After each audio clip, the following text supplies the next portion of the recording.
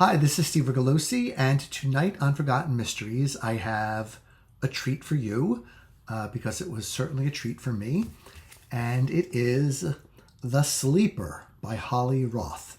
And this is copyright 1955 by Simon & Schuster, and their Inner Sanctum imprint. And you can see their little colophon there. And check out the cover art here. When I first looked at it, I thought, what is going on there? But it turns out to be very, very relevant to the plot. So the book unravels the mystery of the jacket art, which I really, I always get a little bit of a tickle out of that.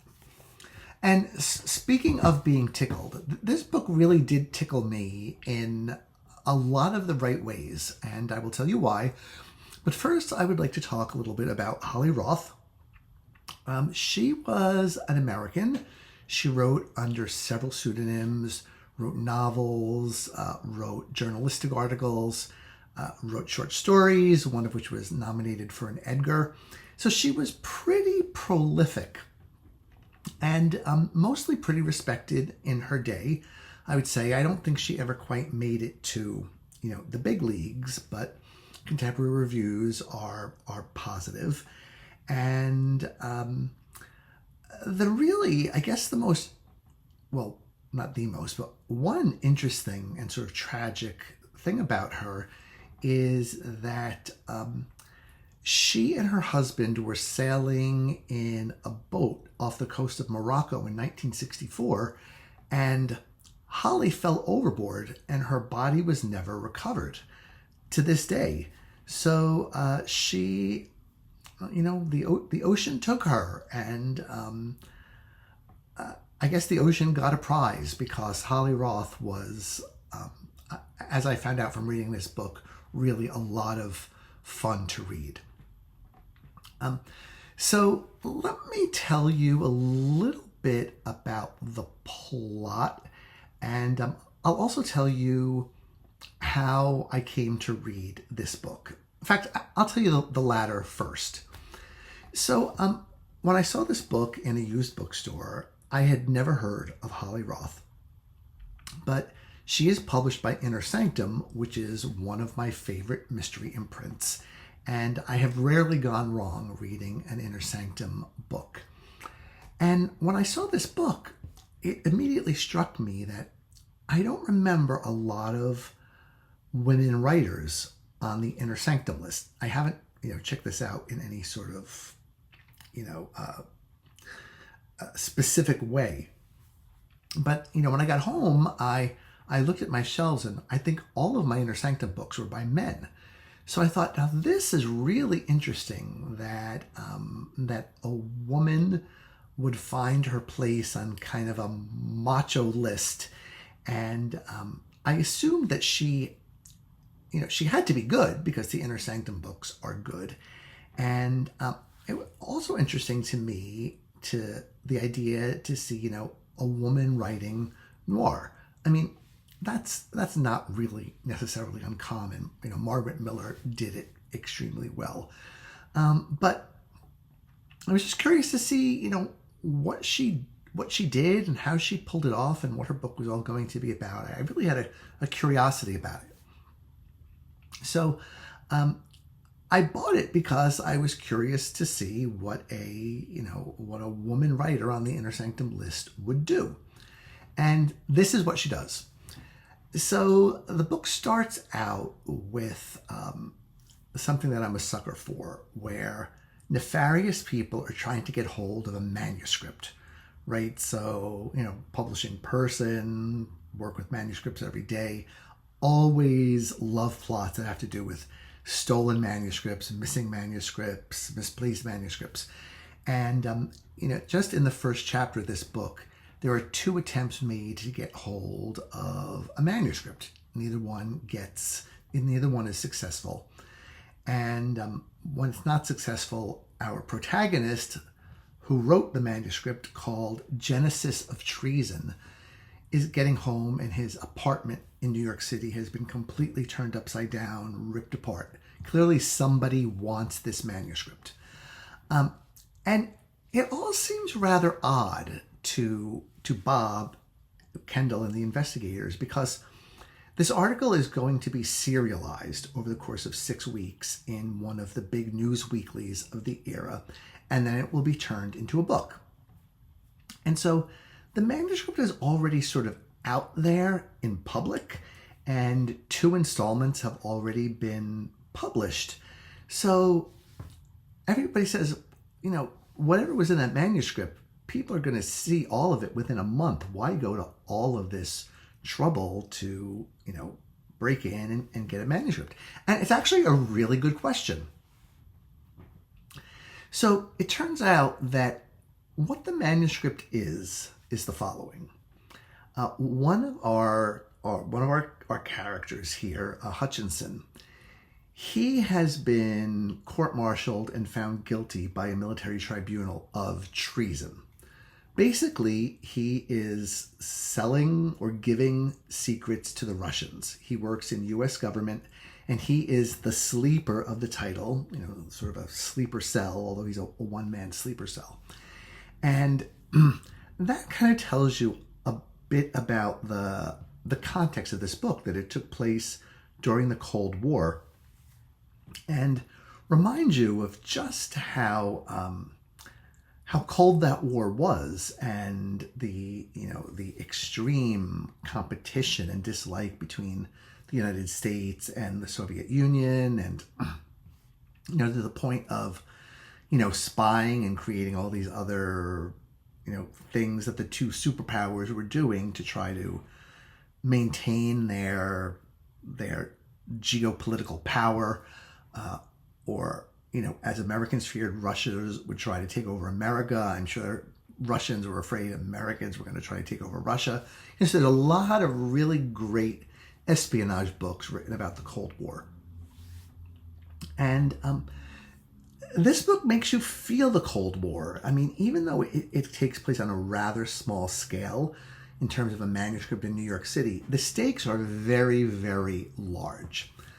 Because what happens is the magazine had hired Kendall to write I guess we call it an intimate portrait, or sort of a character study of this man who was guilty of terrible treason, and is about to die for it, right? Treason was no laughing matter. And because he had been such a well-behaved officer and government agent, there's this sort of, that shock of when you find out that someone is not who you think he is. And Bob gets to visit him in his jail cell and gets to know him a little bit, maybe a bit like, say, Clarice Starling gets to know Hannibal Lecter, and writes stories about this man's life and beliefs and so forth. But as it turns out, the sleeper was speaking to Bob in code that he was hoping to get into print so that his Soviet friends would be able to get the information that they could no longer get from him because he's now rotting away in jail. And so the book becomes, excuse me, very stuffy today.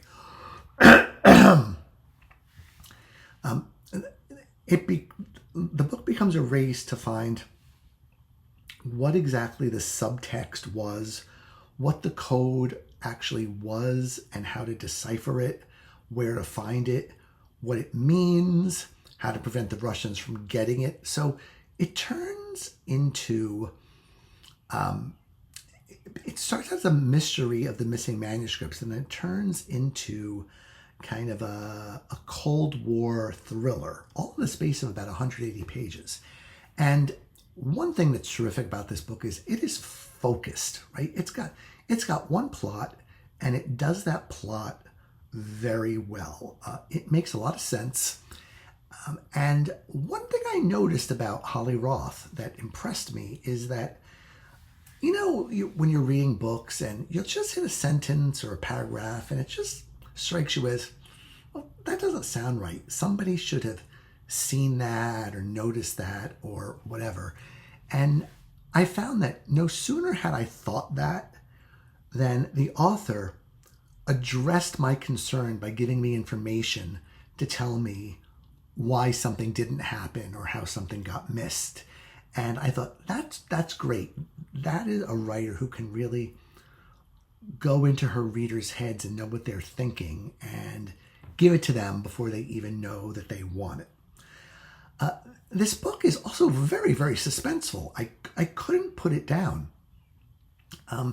Reminded me a lot of sort of my boyhood reading materials, right? Where there are hidden secrets and caves and documents written in code and, double agents and all this kind of stuff. It was almost like being a teenager again. And I had a lot of fun with that. It was really, like I said, it was just really fun to read and well written and suspenseful. I'll just come right out and say this because, this is a discussion channel as opposed to a, push an interpretation down someone's throat channel. There's a lot of talk of, can you tell the gender of a writer by reading what they've written? And, there are arguments made on both sides. But what I would say is, if I had not known that the author was a woman, I would have thought that the book was written by a man, except that she does some interesting things with her two main protagonists. With Bob Kendall, she makes him a little vulnerable and a little unsure of himself, especially when it comes to women. He's a perfectly fine looking gentleman, but he just doesn't have the security to go out there and do a lot of dating. And, he's feeling rather alone in this book. And that gave him some pathos. And then our female lead, Marta Wentworth, is very much a pushback against the idea of the femme fatale, right? We're used to seeing femme fatales, beautiful gams and long flowing hair, wearing mink stoles and smoking cigarettes out of holders and being completely immoral and only out for themselves. Marta here is much more of a complicated and independent character. And so there I felt like this is a character that I could kind of tell was written by a woman just because of the nuances there. Marta is nobody's fool. She's not a shrinking violet. She's not afraid to ask questions. She behaves in some odd ways that are explained later on. And it's just a really nice antidote to the traditional 50s femme fatale. And I feel almost certain that Holly Roth must have done that on purpose. In that way, she reminds me a little bit of Dorothy B. Hughes. That analogy isn't perfect, but I think that if you like Dorothy B. Hughes, you would really like Holly Roth. I certainly will read more books by her because I was impressed with what she did here. Especially when it came down to the code breaking. I just got a thrill out of that. That was so enjoyable. Like I said, it brought me back to my youth, which is a sadly long time ago now. One or two small criticisms would be that I feel like the G-men in the book they're a little too nice. They're a little too lenient. When it comes to the protagonist. And I don't think that would happen in modern fiction, but, it leads to a positive ending here. And sometimes I felt that Bob Kendall was a little reactive in terms of kind of getting pissed off easily and not quite fully understanding what's at stake here. This isn't really a spoiler because it's mentioned within the first few chapters, is that the secret being sold to the Russians may be the location of a hydrogen bomb in the United States. And so that's a pretty big deal, especially when you think about the Cold War and mutual assured destruction and, what one bomb could do, or the chain of events that a bomb like that could set off. So the stakes are super high. I mean, you don't really get any higher than that. And Bob doesn't always seem to get that, the urgency of the situation. But yet he does some really courageous things that made me say, you go, Bob. And everything is brought to a satisfactory conclusion in 180 tight, well-written, fun-to-read, suspenseful pages.